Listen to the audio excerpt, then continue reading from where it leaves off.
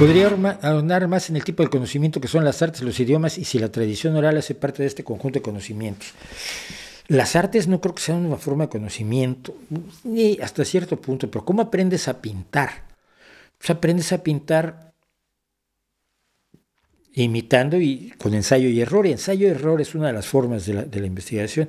Yo había dicho siempre que aprender la guitarra no sabe el método científico, pero luego me acordé que uno sí, claro, aprende, pero el ensayo y error influyen, aunque en realidad lo que estás creando tú es memoria muscular, que los dedos se mueven como deben y que no tengas que estar atento a moverlos tú. Creas la creación de las artes y en la pintura pasa mucho lo mismo, en la danza no se diga,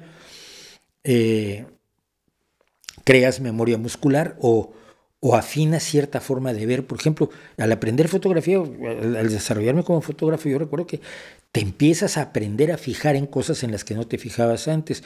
Pero esas cosas tienen una base fáctica, tienen una base sólida, tienen una base en la composición. Tienes que pensar si estás componiendo de manera simétrica o asimétrica, si estás usando la regla de tercios o te vas a saltar la regla de los tercios, si tienes que moverte un poco hacia la izquierda porque los colores que están cambiarían. Si te mueves a la izquierda tienes una mejor relación de colores complementarios aplicando la teoría del color que ha desarrollado las artes plásticas. Y todo eso tiene bases eminentemente fácticas.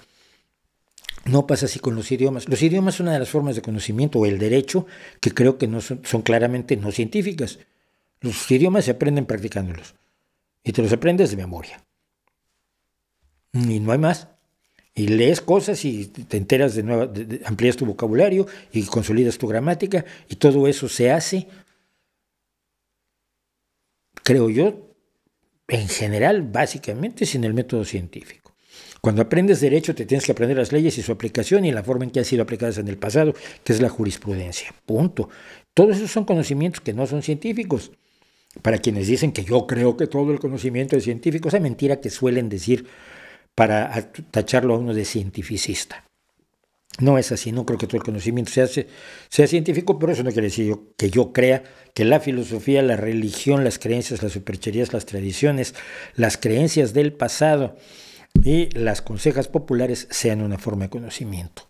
No lo creo.